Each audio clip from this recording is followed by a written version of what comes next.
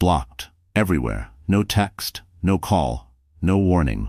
One day he was kissing her good morning. The next, she was staring at her phone screen like it had betrayed her. He wasn't just silent. He was gone. Instagram, blocked. Facebook, vanished. Phone, straight to voicemail. And she was 5 months pregnant. The man she once shared a bed with had erased her from his life like she was a failed draft. But he didn't just walk out on a wife. He walked out on a woman carrying his child. And what the world didn't know, not yet, was that this woman was about to go viral, telling a story no one could stop watching. A story that would captivate millions, ignite debates, spark tears, and expose one very ugly truth. Because Sophie Lane wasn't just a discarded ex, she was about to become the face of a movement. And the man who thought he could disappear, he was about to watch the internet take his name, chew it up, and spit it out. Before all the followers, the sponsors, the blue check marks, Sophie was just Sophie. She lived a quiet life on the outskirts of Seattle, illustrating children's books, drinking oat milk lattes, listening to indie playlists while sketching on her porch. She didn't wear flashy brands, she didn't chase likes, she liked plants, sunlight, and peace. And for a while, that was enough. Then came Nate Holloway. He was everything she wasn't: loud, charming, ambitious, magnetic. He worked in tech sales. One of those guys who always had a pitch, always had a solution, always had a joke. They met at a community art fair. He knocked over her matcha latte. She cursed. He laughed. She rolled her eyes. He apologized by buying all her prints. He said he'd never met a woman like her. Sensitive, creative, real. They moved in after 4 months. Got married 6 months later. It wasn't a dream wedding. It was a courthouse, 2 rings, and her best friend snapping photos on a borrowed iPhone. But she was happy. Genuinely, stupidly, heartbreakingly happy. It wasn't until the second line appeared on that pregnancy test that she realized how deeply in love she still was. She sat in the bathroom in shock, hands shaking, thinking about how Nate always talked about wanting a son. "We'll name him Oliver," he once said during a rainstorm cuddle, "or Luna if it's a girl, but let's start with a dog first." They never got the dog. Sophie waited 3 days before telling him. She planned it like a movie scene: baby shoes in a box, a card that said "You're going to be a dad." She even filmed a little clip for their future child to watch one day. Just in case. Nate opened the box, stared, blinked, no smile, no hug, just a single sentence: "I'm not ready for this." She laughed nervously. "What? Are you serious? I can't do this, Soph. I'm sorry. I thought I could, but I can't." That night, he slept on the couch. In the morning, he was gone. His toothbrush, his clothes, his cologne, all gone. The only thing left behind was the ultrasound photo she had taped to the fridge. She called him. Straight to voicemail. She texted. Nothing. By evening, she was blocked on every app. By morning, her best friend sent her a screenshot. It was Nate, at a party, with another woman. Her name was Bryn. Blonde, sculpted, filtered to perfection. The caption read, "Just good energy." Good energy. Sophie vomited into a sink. Not because of morning sickness, but because heartbreak has a way of making you physically sick. The internet didn't know her name. Not yet. But pain doesn't stay quiet forever. She posted one TikTok. Just one. Messy bun, puffy eyes, hoodie that didn't quite fit over her growing belly. "Hi," she said. "My name is Sophie. I'm 5 months pregnant. My husband blocked me on everything after I told him." She didn't cry. She didn't scream. She just told the truth. And that truth hit like a thunderclap across the internet. 12 hours later, 100K views. 24 hours, 1.6 million. 48 hours, 4.2 million. Brands started emailing, journalists reached out, women from all over the world flooded her inbox. "You're not alone. I was ghosted too. I needed to hear this today." The comment section became a therapy group, a rally cry, a sisterhood. Sophie Lane wasn't a victim anymore. She was a voice. But the real twist? Nate thought he knew everything about her. But he didn't know about Julian. Julian Renault. The man who once mentored Sophie in college. The man who told her she was too talented to be background noise. The man who just so happened to be the CEO of Renault Capital. A billionaire. And the baby growing inside her was technically family, because Julian was the child's godfather. And he had just watched Sophie's video. While Nate played influencer with his new blonde girlfriend, Julian made a call to Sophie. And when she picked up, tearful and shaken, he said only 5 words. "He's not the end. I am." Sophie didn't know what that meant, not yet, but she would, because the world wasn't done watching. And her story was only just beginning. She wasn't born for the spotlight, but she was made for this moment. Before the millions of views, before the sponsorship offers and blue check marks, before her face became a symbol of strength and survival, Sophie Lane was invisible. Not in the literal sense, of course. She existed, quietly, gracefully. The kind of woman who didn't interrupt, who always held the door open, who knew the names of her neighbors' dogs. She wasn't the one people stopped to compliment in the street. She wasn't the loudest laugh at the party or the center of attention in a crowd. But she was the kind of woman people missed once she was gone. Sophie was 28, born and raised in Olympia, Washington, a city hugged by pine trees and gray skies. Her mother was a piano teacher. Her father worked in a mechanic shop and read poetry on weekends. They lived in a modest two-story house with chipped paint and a porch swing that squeaked in the wind. From the moment Sophie could hold a pencil, she drew. Animals, trees, little girls with big eyes and oversized bows. She would scribble stories in the margins of her math homework, not because she hated math, but because her imagination refused to stay quiet. Her teachers called her gifted. Her classmates called her weird. She didn't mind. She had stories to tell. After high school, she enrolled at Western Washington University, majored in fine arts, minored in creative writing, lived off instant ramen, and walked everywhere because she didn't own a car. She started freelancing while still in school, drawing for indie children's books, designing wedding invitations, painting murals for local libraries. It wasn't glamorous, but it was hers. By 25, Sophie had built a modest client base. Nothing viral, nothing flashy, just steady, meaningful work. The kind of illustrations that made children smile and parents cry softly while reading bedtime stories. She rented a cozy apartment in Seattle, one with plants on every windowsill and thrifted furniture that smelled of stories. She didn't care about labels. Her favorite outfit was a flannel shirt, leggings, and mismatched socks. She didn't chase followers or clicks. She chased peace. Then came Nate Holloway. He blew into her life like a gust of wind, fast-talking, cologne-soaked, confident in the way only men who've never been rejected can be. He was loud where she was quiet, sharp where she was soft, a corporate salesman with a six-figure income and a 5-minute attention span. They met at a community farmer's market, of all places. He knocked over her iced tea, apologized profusely, offered to buy her lunch. She said no twice. He came back the next week. She gave him a chance, and then another. Within 6 months they were living together. She thought he saw something in her others missed.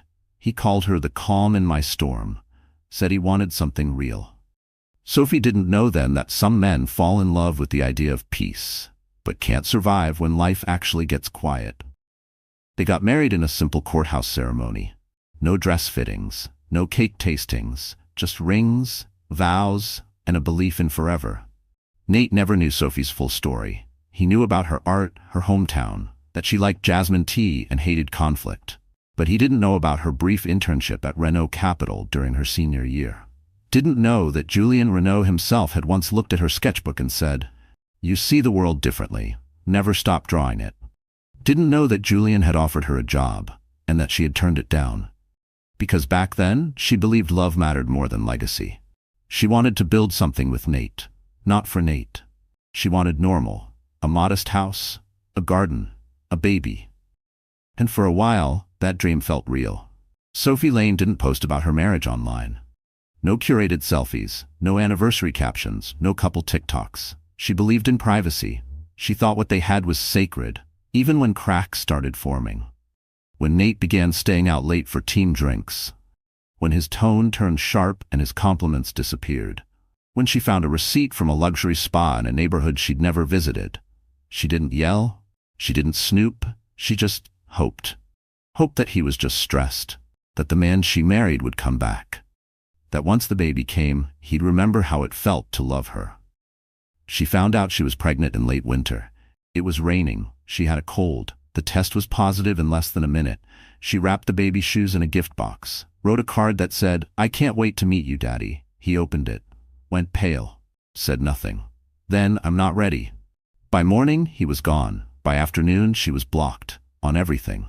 Sophie didn't scream. She didn't chase him. She didn't even try to call after day 3.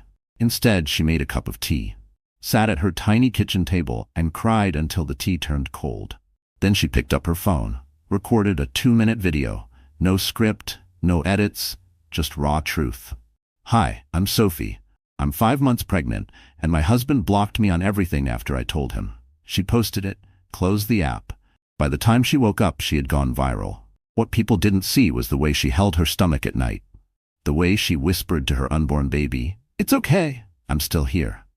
The way she played piano late at night just to stop her thoughts from spiraling. Sophie Lane wasn't trying to become a symbol. She was trying to survive. But the world had already made up its mind. To them, she was resilience personified. And slowly, Sophie began to believe it too. Because strength isn't always loud. Sometimes it's a soft voice saying, "I'm not done yet."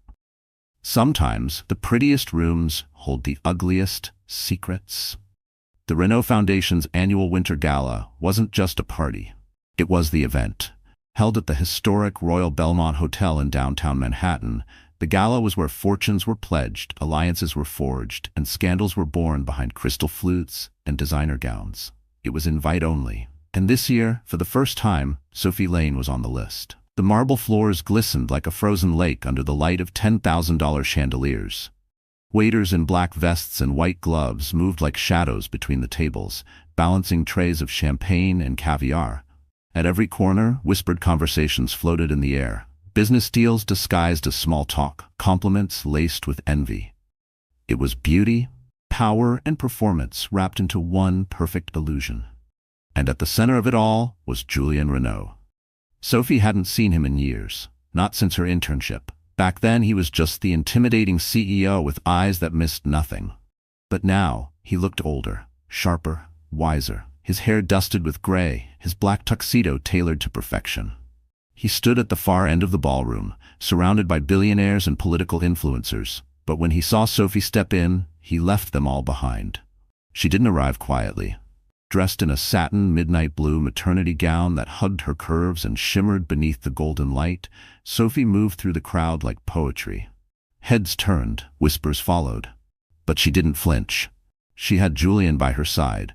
He offered her his arm not out of charity, but out of protection. Not because she was weak, but because he respected her strength. This wasn't just a gala anymore. It was a reckoning. 2 weeks earlier, Sophie had posted her video. Now she had agents, sponsors, a growing following. But tonight wasn't about followers. Tonight was about facing it all. The betrayal, the abandonment, the humiliation.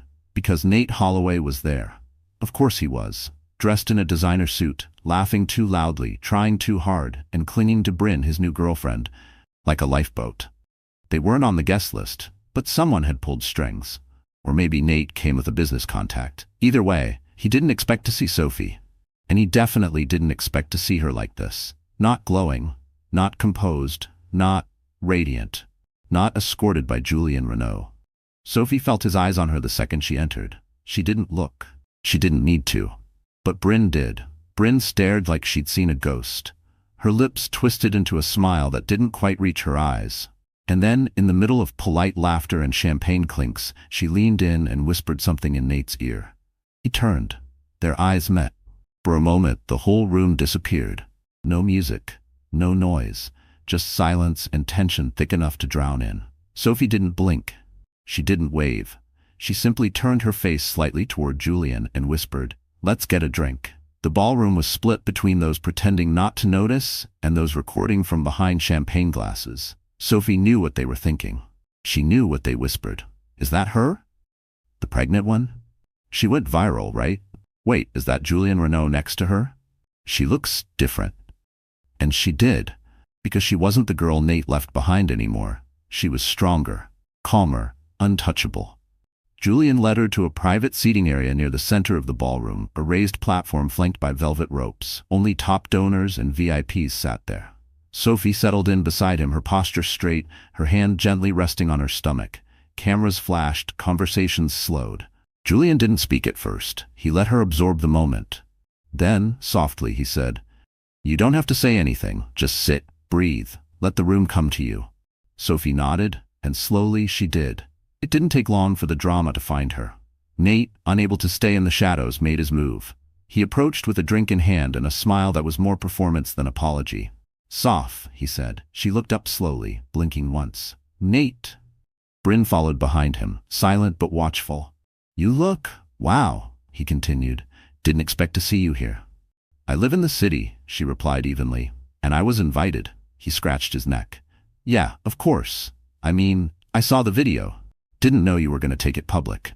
Julian didn't rise, but his eyes locked onto Nate like a hawk spotting prey. Sophie sipped her sparkling water. "Funny, you weren't worried about being public when you blocked me on everything." Nate cleared his throat. "It's complicated." "No," she said, voice steady. "It's actually very simple." Bryn crossed her arms. "This is getting dramatic." Sophie turned toward her. "You're right. Let's end the scene here." And just like that, she turned back to Julian. Nate stood there, stunned. Then Julian finally spoke. "Mr. Holloway," he said, "some men lose good women quietly. Others do it publicly and permanently. You're the latter." Word of the confrontation spread quickly. By dessert, it was all anyone could talk about. By midnight, it was trending on X. Pregnant and unbothered. Gala Queen Sophie, Julian had time. The moment had gone viral again. But Sophie didn't check her phone. She sat with her head held high, fingers curled softly around her baby bump. She wasn't here to trend. She was here to reclaim the space she was once denied. The gala raised over $20 million that night for underprivileged education programs. Julian gave a powerful speech about the future of leadership. And Sophie? She stood on stage for just 2 minutes. No tears, no speech, just presence. And sometimes presence is louder than any words.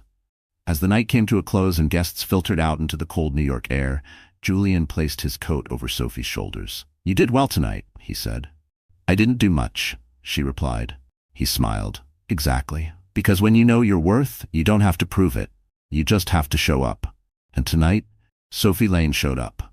Not every villain wears black. Some wear cologne and fake apologies. To the outside world, Nate Holloway was the guy you rooted for. Charming, handsome, self-made. He could talk his way into a job, a meeting, a woman's heart. His Instagram bio read, "Visionary, coffee addict, tech disruptor." His posts were filtered just right. Selfies from networking brunches, gym mirror shots, and inspirational quotes stolen from books he never finished reading. He was the man people wanted to be. Until Sophie told the truth. Then he became the man people wanted to avoid. Nate hadn't always been toxic. That's what made it so hard. In the beginning, he'd been sweet, attentive. He remembered Sophie's favorite tea, brought her sketchbooks when she was low on ideas, sat through her indie film pics, and even cried at The Secret Life of Walter Mitty. He said she was magic. But magic, to a man like Nate, was only appealing when it stayed soft, silent, and easily controlled. The cracks showed slowly. He started coming home late, blaming deadlines. Then the blame shifted. "You're too sensitive. You're overthinking. Not everything's about you, Sophie." Then came the gaslighting. He once forgot her birthday but turned it into a fight about her expectations. The deeper Sophie fell in love, the higher his standards rose and the more he resented her calm. He wanted chaos. But Sophie wasn't built for chaos. She was built for depth. And he drowned in it. When she told him about the pregnancy, he looked at her like she'd stabbed him. She expected fear. What she didn't expect was silence. The kind of silence that screamed. The kind of silence that doesn't come from shock, but from calculation. Because Nate had already made up his mind, and he knew exactly what he was going to do. He didn't say goodbye when he left. He didn't send a follow-up text. No questions about the baby. Not even a "hope you're okay." Instead, he disappeared like a magician slipping behind a curtain. Then, 2 weeks later, he reappeared on social media. With Bryn. Bryn Matheson was everything Sophie wasn't. Glossy, curated, loud. A real estate lifestyle influencer who wore highlighter like armor and captions like weapons. Her feed was full of beach vacations, detox smoothies, and motivational quotes like, "If he doesn't elevate you, he's not your man." Bryn believed in manifestation, crystals, and having the last word. She also believed that Sophie Lane was beneath her. After all, Bryn had the man, the ring, the yacht selfies, and a front row seat to his collapse. What Bryn didn't know, what she couldn't know, was that Sophie had something more dangerous than beauty or revenge. She had the truth. And the truth doesn't disappear just because you pretend it's ugly. After Sophie's video went viral, Nate panicked. He told Bryn the clip was taken out of context. He said Sophie was emotional, unhinged, doing it for attention. He spun stories fast until even he couldn't keep track of the lies. Still, Bryn believed him, because belief was easier than reality, and Bryn needed to believe she was the upgrade, the better version, the prize. Together, Nate and Bryn built a brand around denial. They posted couple TikToks, podcasted about betrayal culture and emotional manipulation. Nate went on an Instagram Live and claimed Sophie was using the pregnancy for clout. The backlash was instant. Women flooded the comment section. Blocked her while pregnant? You're trash. She's carrying your child, bro. This is exactly why women don't speak up. But Nate didn't back down. Neither did Bryn. They leaned in. They called it online bullying. They positioned themselves as victims of cancel culture. As if Sophie's heartbreak was a publicity stunt and not a reality check. At the Winter Gala, when Sophie appeared with Julien Renaud, Nate's carefully crafted ego cracked. He hadn't expected her to glow. He hadn't expected her to be protected. He thought she'd be crying on some stranger's couch, not walking into a ballroom like she owned it. Julien Renaud wasn't just a billionaire. He was power. And when power walks beside the woman you discarded, you feel small. And for the first time in his life, Nate felt microscopic. After the gala confrontation went viral, Nate lost a brand deal, then another. Then 2 clients dropped him. Suddenly, people stopped answering his emails. He went from rising star to problematic ex in one TikTok cycle. Bryn's followers dipped by 30%. She blamed the algorithm. But the truth was simpler. People were tired of villains in pretty packaging. Nate tried to spin it one more time. He made a video, this time without filters. Hair messy, tones soft. I made mistakes, he said. I was scared. I wasn't ready. He looked directly into the camera. I still care about Sophie. I always will. It almost worked, until a Reddit user exposed that the video was recorded in a rented Airbnb staged to look humble. The internet doesn't forget, and it doesn't forgive liars. Meanwhile, Sophie remained silent. She didn't comment. She didn't clap back. She posted a sketch of a tree growing from a broken sidewalk. No caption, just that. It went viral again, because real strength doesn't scream, it just grows. By the time Nate realized what he had lost, it was too late. Bryn started distancing herself. His podcast sponsors pulled out, and Sophie, she signed a book deal and declined every interview that mentioned his name. Because some villains don't deserve closure. They deserve silence. Nate Holloway wasn't evil. He was weak. And weakness, when combined with ego, becomes cruelty. He didn't destroy Sophie. He revealed her. And she wasn't the woman who got left behind. She was the woman who walked away. He thought he could humiliate her. He didn't know the world was watching. There are moments in life that feel like slow motion. Not because time actually stops, but because your brain knows something unforgettable is about to happen. The air changes, the noise fades, everything sharpens. That was the moment Sophie Lane walked into the center of the ballroom and saw Nate Holloway smirking in a circle of cameras, holding Bryn by the waist like she was a trophy. It wasn't the sight of him that stung, it was the performative way he kissed Bryn's cheek in front of the photographers. Deliberate, cold, cruel. The Royal Belmont Hotel's grand ballroom was at capacity. Over 300 guests, dressed in silk and satin, filled the space with expensive laughter and carefully measured compliments. The clinking of crystal glasses, the hum of an orchestra, and the buzz of billionaires striking silent deals in corners filled the air. But when Sophie entered, everything shifted. She wasn't just another guest anymore. She was the main event. Julien Renaud, calm and poised beside her, leaned down and whispered, "Are you ready?" Sophie smiled. "Let's give them something to talk about." And then she stepped forward. All eyes followed. Phones lifted. The cameras clicked like a rainstorm. Nate saw her before Bryn did. He choked slightly on his champagne. The glow on Sophie's face, the confidence in her stride, the way the light caught her cheekbones like she was carved from gold. He wasn't prepared. He hadn't seen her since the night he threw her out of their apartment with nothing but a suitcase and a heartache. But here she was, pregnant, proud, and more powerful than ever, and right next to Julien freaking Renaud. "Wait, is that?" Bryn turned, her fake eyelashes fluttering in confusion. "Is that Sophie?" Nate didn't answer. He couldn't. Bryn narrowed her eyes. "Why is she here? Who invited her?" That's when Julian and Sophie walked straight past them. No glance, no acknowledgement, as if they were ghosts. Nate opened his mouth, maybe to say something, maybe to warn Sophie not to cause a scene, but someone from the press recognized Julian and called out, "Mr. Renault, is this the Sophie Lane from the viral video?"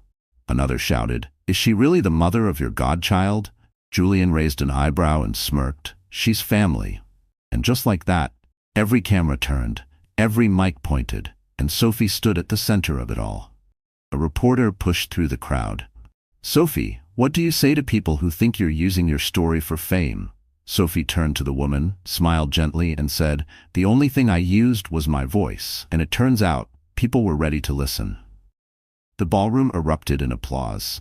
Not fake, polite applause, real applause, because everyone had seen it. The viral video, the heartbreak, the strength, and now they were seeing the woman who lived through it, and didn't just survive, but rose. That's when it happened. Bryn, never one to be outshined, marched toward Sophie like a woman walking into battle in 6-inch heels. She grabbed a champagne flute from a passing tray. She smiled like a villain rehearsing her monologue. And then she said, loud enough for cameras to catch, "You're still milking this pity party, huh?" The room gasped. Nate didn't stop her. He just stood there, silent. Sophie blinked once. "Excuse me? You're acting like you're some sort of hero," Bryn said. "But let's be real, if you were that special, he wouldn't have left." Julian moved to step in, but Sophie raised a hand. She turned fully to Bryn, her voice calm but crystal sharp. "If I wasn't special, then why did he block me instead of facing me?" Bryn rolled her eyes. Sophie continued, louder now. "Why did he lie about me online, call me manipulative when I was the one carrying his child?" Murmurs rippled across the room. Cameras rolled. "And if I'm not special," Sophie said, stepping closer, "then why are you so desperate to tear me down in front of all these people?" Bryn faltered. Sophie turned to the crowd. "Let's be honest, this isn't about a dress, or attention, or who got dumped. This is about how women like me are treated when we stop being convenient." The applause was instant. Thunderous. Some people even stood. Nate finally tried to speak. "Sophie, maybe we can talk later, in private." She looked him dead in the eye. "There's nothing private left, Nate. You made sure of that." And then she did something that would live forever in screenshots and Instagram reels. She placed a hand on her belly, turned to Julian, and said, "Let's go. My child doesn't need to hear any more excuses." They walked away to a standing ovation. Nate stood frozen. Bryn was speechless, and the internet exploded. By midnight, the clip had hit 3.2 million views. By sunrise, it was 10 million. Hashtags trended globally. Pregnant power, Sophie wins, blocked but blessed, Galagate. Influencers reposted it, celebrities quoted it, politicians tweeted about it. And somewhere in a silent apartment in Brooklyn, Nate Holloway scrolled through the comments with shaking hands. This is what accountability looks like. She didn't need revenge, she just needed the truth. God, I hope my daughter grows up like Sophie. Back in her hotel suite, Sophie sat barefoot, dress draped over a velvet chair, a bowl of cereal on her lap. Julian poured her tea and said, "You're trending on 5 continents." She laughed softly. "For telling the truth?" "For owning it," he corrected. She placed a hand over her stomach. "Do you think they'll remember this moment?" Julian nodded. "They won't forget." And neither would Nate, because some betrayals become headlines, but some women turn them into history. Even strong women crack. The difference is, they know how to rebuild. The applause faded. The flashes stopped. The ballroom emptied. But the noise in Sophie Lane's head kept echoing long after the gala ended. Back in her suite at the Belmont, everything looked perfect. Rose petals on the bed, a tray of untouched chocolate truffles, a handwritten card from Julian's staff that said, "To new beginnings." But Sophie didn't feel new. She felt broken. Again. The minute she shut the door behind her, the tears came. Not quiet, pretty ones, but heavy, body-shaking sobs that made her knees buckle and her hands search for a wall to hold on to. She slid down to the carpet, the softness of it no match for the sharpness inside her chest. Everything she'd held back at the gala came crashing down like a wave with no warning. Not because of Nate, but because healing still hurt. She had told the world she was okay. She had stood tall, delivered one of the most shared viral moments of the year, but she hadn't had a chance to feel. To grieve, to breathe. For weeks she'd been in motion, responding to media, signing contracts, accepting praise, but now in the silence the reality hit. She was pregnant, alone, exhausted, and no amount of likes or retweets could erase the memory of being discarded like she didn't matter.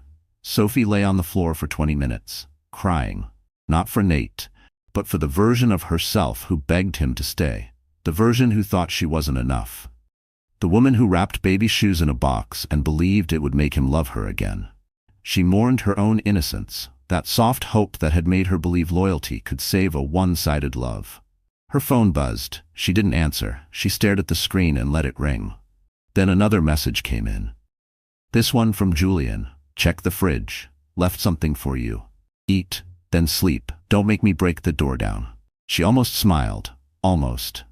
She wiped her eyes with the sleeve of her silk robe and stumbled to the kitchen.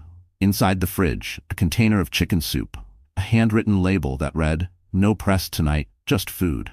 It was still warm. He must have had it delivered just before they left the gala. She ate it standing up. One spoonful. Then another.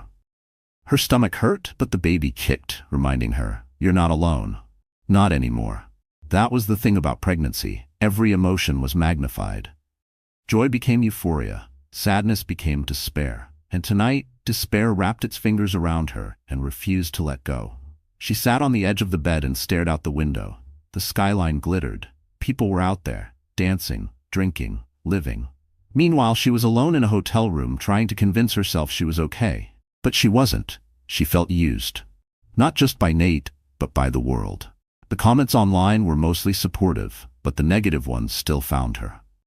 She's just looking for sympathy. Why is she acting like a hero? She got dumped like everyone else. Another clout-chasing single mom. She had tried to ignore them, but tonight they sank in. They stuck. By midnight she had deleted the apps from her phone. TikTok, Instagram, Twitter. She needed quiet. The kind no algorithm could offer. The kind where no one asked for a comment, a quote, a statement. She was tired of being brave. She just wanted to be. Sophie stood in front of the mirror in the bathroom.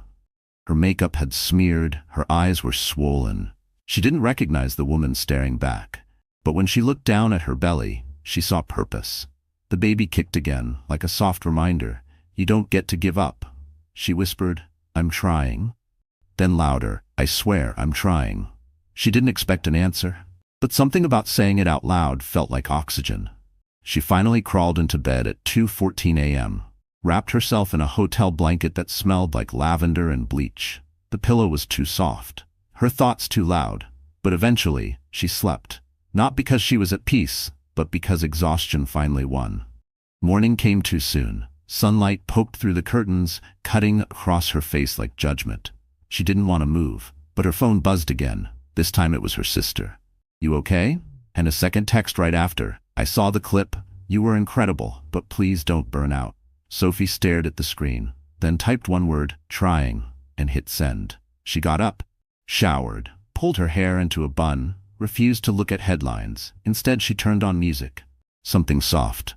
Ella Fitzgerald. She made toast, ate half, drank orange juice, and felt the smallest bit of herself return. Not the public Sophie, not the viral sensation, just the girl who once loved rainy mornings and empty notebooks. By noon, she was packed, ready to leave the hotel, back to her tiny apartment where nothing matched and everything smelled like vanilla candles. Julian offered to send a driver. She declined. She needed to walk, to feel the city, to ground herself again. So she did. 7 blocks, 4 crosswalks, 2 paparazzi sightings she ignored, and finally home. The apartment was still hers, still small, still filled with sketches and half-eaten boxes of cereal. But when she stepped inside, she didn't cry. She exhaled. This space, unlike the gala, the cameras, the chaos, knew her. And that was enough. She sat at her desk, pulled out her sketch pad, and started to draw. Not for a brand, not for a publisher, just for herself. A woman in a storm, holding a child, not standing tall but not falling either, just surviving. Because breakdowns don't mean failure. They mean you cared deeply, loved truly, and now you're healing honestly. And that's the real strength. They thought she was fragile, but she was never alone.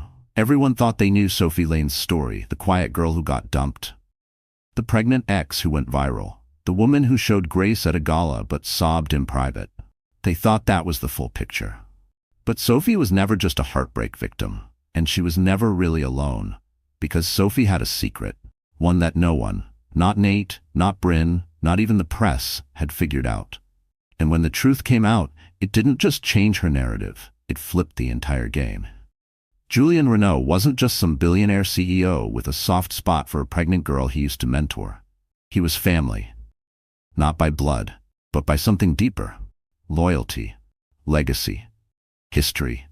When Sophie was 21, a college senior, she applied for an internship at Renault Capital on a whim. Everyone told her she wouldn't get it. She didn't go to an Ivy League school, she didn't have a 4.0 GPA. But she sent in her portfolio anyway. 3 children's book illustrations, a storyboard concept, and a note that said, "Stories shape the world. I'd like to help tell better ones." 2 days later, she got the interview. A week after that, she was sitting in a penthouse office with Julien Renaud himself. He didn't look at her resume, he looked at her art, and said, "You're not just talented, you're different. Don't lose that." She worked under Julien for 1 summer, shadowed meetings, took notes, designed pitch decks for charities, even helped storyboard a digital literacy program for inner-city schools. Julien saw something in her. Not just talent, but integrity. They stayed in touch after the internship. Emails, calls, coffee when he visited Seattle. And when Sophie got married, she didn't invite him. Not because she didn't want to, but because Nate didn't like the idea of her having male friends. So she pulled away. Not entirely, but enough. Still, Julien kept an eye on her from a distance. When her video went viral, Julien didn't call her immediately. He waited. He watched. He saw the hurt in her eyes, the weight in her posture. And when she walked into that gala with him, he made a choice. No more hiding, no more quiet protection. It was time for the world to know who she really was. 3 days after the gala, Renault Capital released a press statement. In bold, elegant font, "We are proud to announce that Sophie Lane has joined the Renault Foundation as Creative Director of Global Initiatives." Attached was a photo of Sophie, smiling, poised, pregnant, standing beside Julien at a conference table. The press lost its mind. People had questions. Wait, she's working with him now?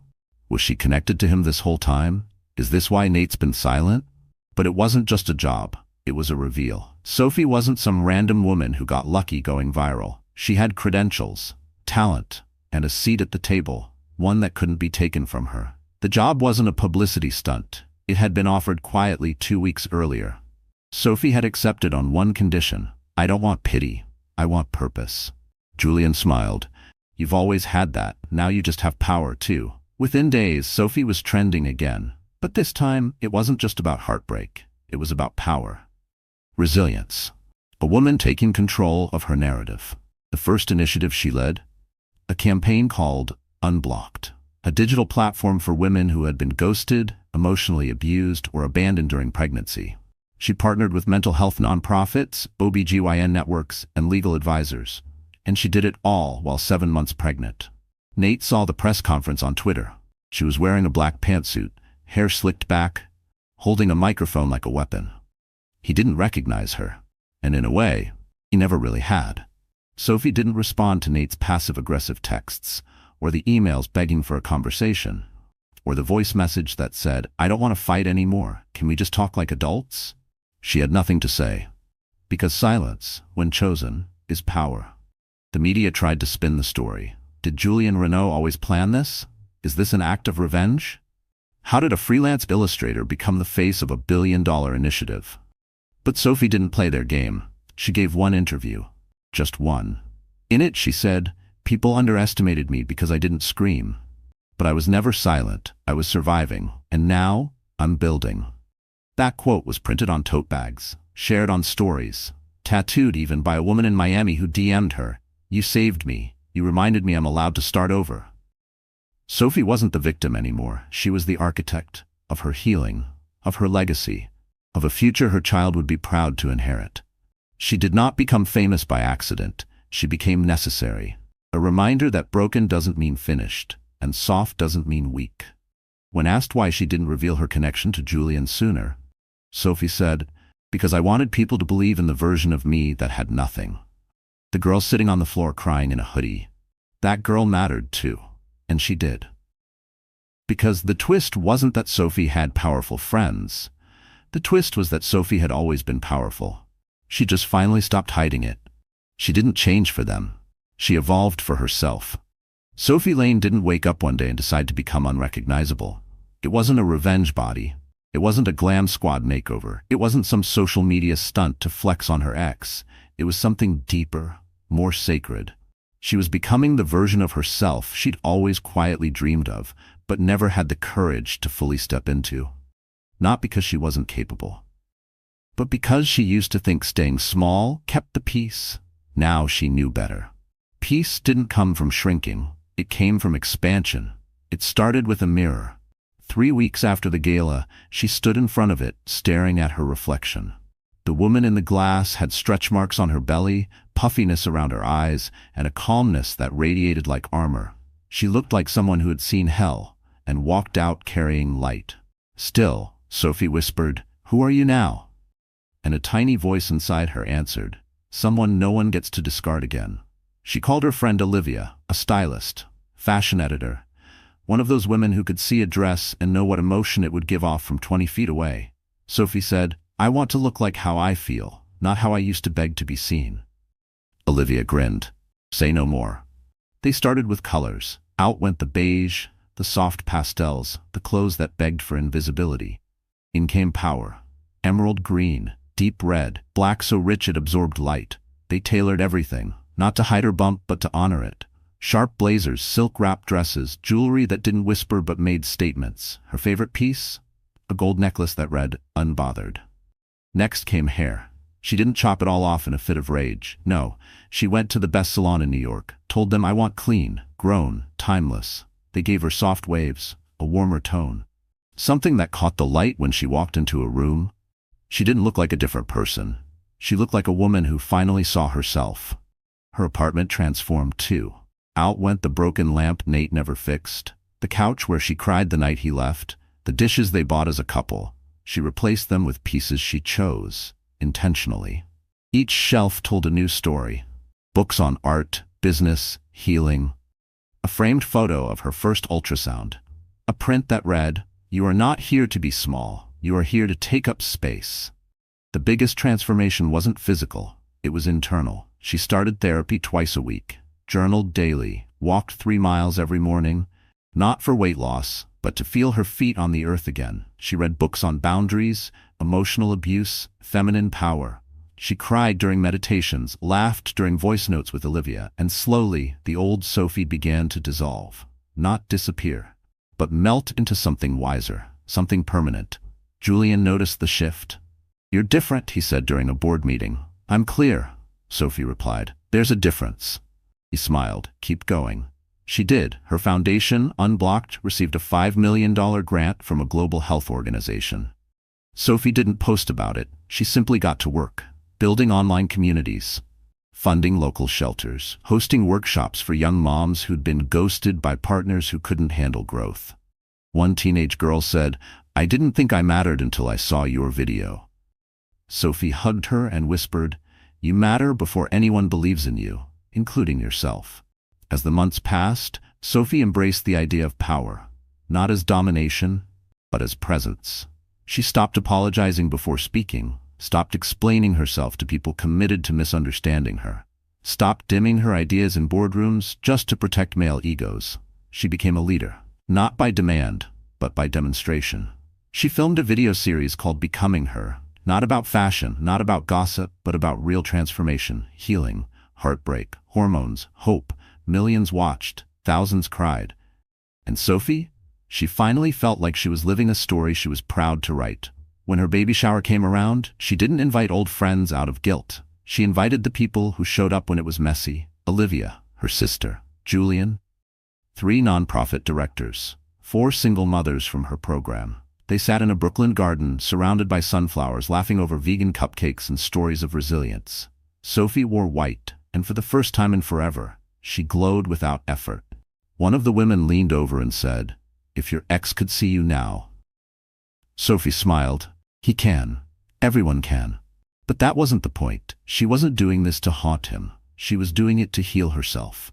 The night after the shower, she sat alone on her balcony, watching the city lights blink like stars. She was 8 months pregnant. Her feet were swollen, her back ached, but her heart, peaceful, full.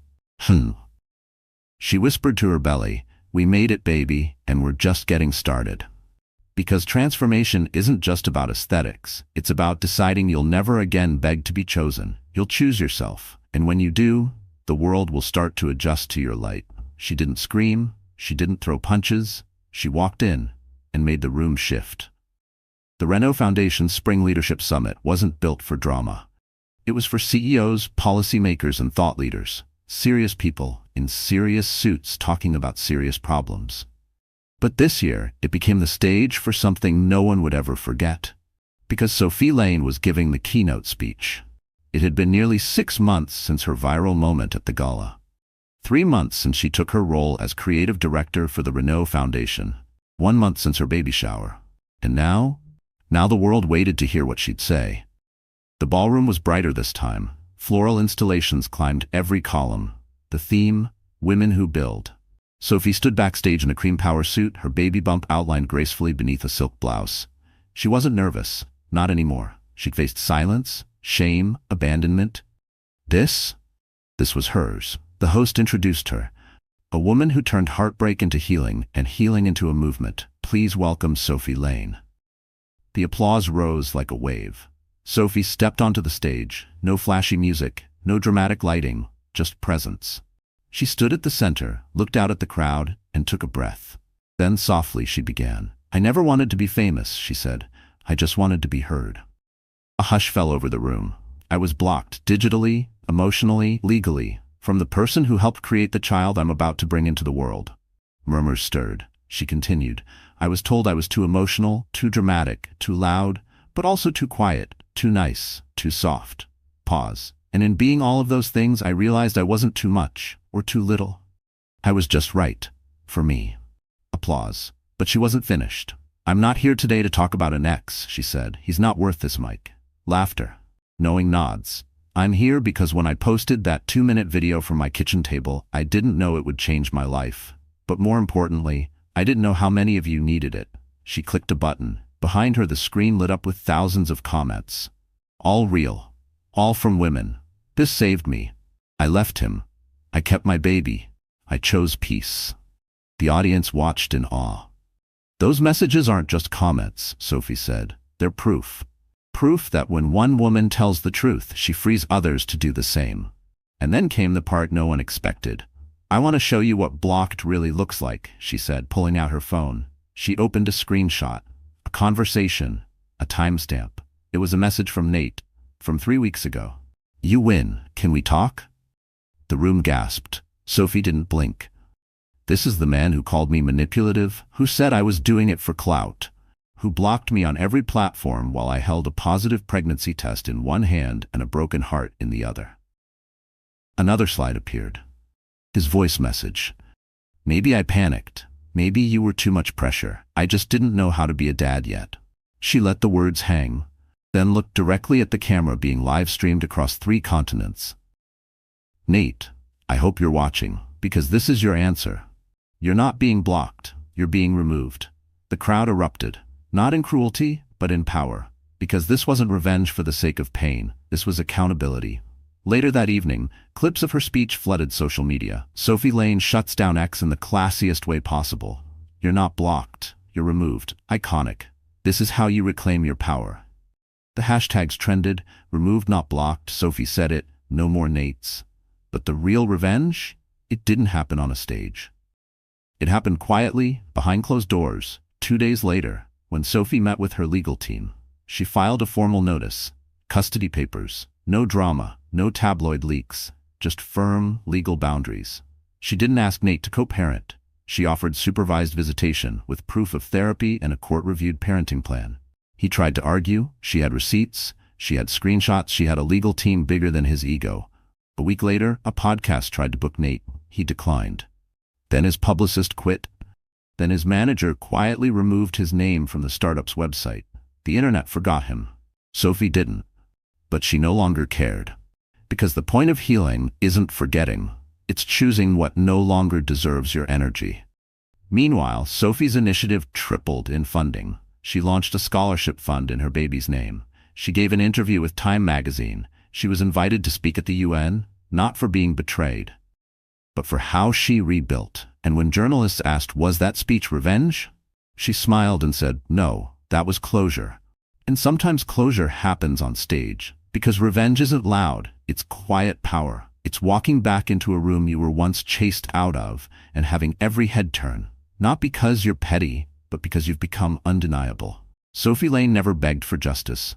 She became it. She wasn't looking for validation. She became the validation.